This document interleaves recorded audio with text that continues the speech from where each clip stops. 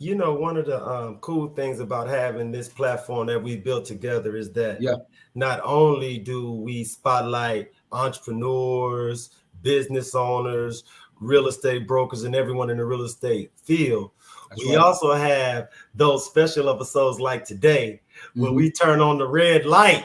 Yeah, and we like to call it the red light special, man. One of the things that we've had a chance to do in our life, being a member of Kappa Alpha Psi Fraternity Incorporated, is to bring other brothers into the bond over the years. And I take especially great pride in being a proud member of the Mu Sigma chapter of Kappa Alpha Psi. I'm sure you do as well. Yes, sir. And so does today's guest, man. So, Larry, you know, every week we try to take a little time to give the audience a little bit of background, a little behind the curtain into what it goes into producing the Prime Real Estate Network podcast. So if you could share with the audience a little bit about our relationship with today's guest and what we had to do to gain this fine gentleman's commitment to sit in with us today.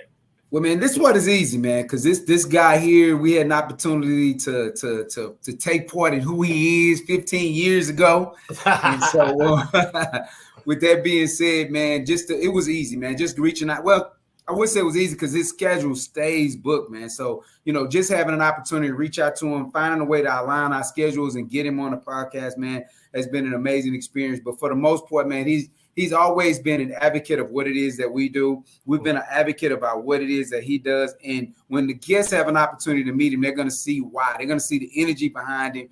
And so just being able to have this guy on the show today is just truly exciting for me, man.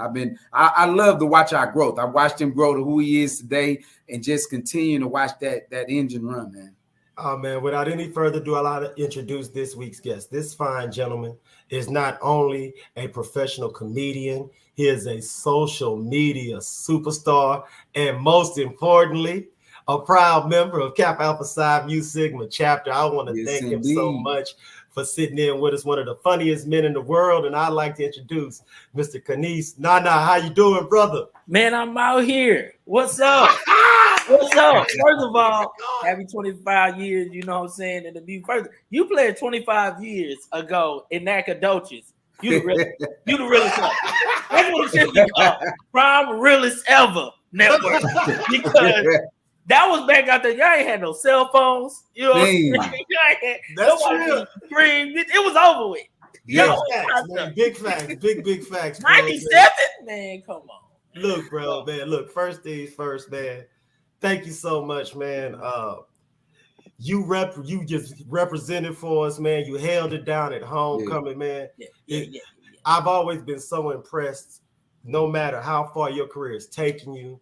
You've always stayed rooted, not only in the frat, in the bond, but also in the chapter, man. So for those who didn't have an opportunity to come up to Nacogdoches this past weekend, man, share a little bit about the show you put on, man, and why coming back for those type of things to help out the younger brothers is so important to you. Well, I would say, number one, it was quite a surreal moment. If we being totally honest here and genuine, it was a surreal moment because you come back to SFA and you look around, the people who are booking you, the people who are faculty and staff, the person who wrote your check, the person who made the flight, they all went to school with you. Right. All of them. That's true. Yeah. That is so surreal. You know what I'm saying? Like, and it's crazy because we went from being in the frat to my frat brothers are leading the way with SFA, with Black SFA, you know, Tony Holmes and Jonathan Cook. Cool.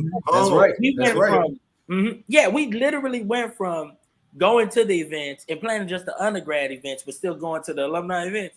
Yeah. And now we're planning the alumni events and it's so wild to me. It's like, but that's just how life goes. You know, you go from a kid and then you become a parent one day. You know, so it's surreal. But yeah, man, I fully enjoyed it. I got to host the SFA, the actual schools, and the Office of Multicultural Affairs. They do a step show every homecoming. So I got to host a step show in Stroll-Off or whatever that night. Shout out to Music. We won the Stroll-Off. Yes, we Come did. on, man. Achievement. That was their first win ever, so they went crazy. You know what I'm saying? And the crazier part is the last time we won the Stroll-Off, it was my line.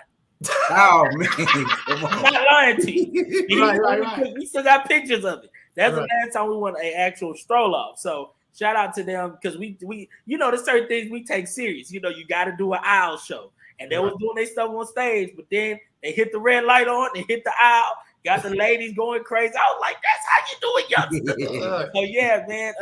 And I was trying not to be biased because I'm hosting the whole thing, but to see like the youngsters doing it, I'm like, oh snap. So then we enjoy it. We enjoy it. So so it was a surreal moment. Went there, put on a great show for the students and for the faculty or whatnot, just the campus in general. And to be honest with you, all the alumni that I recognize, you know what I'm saying? So they were there too. So it was a fun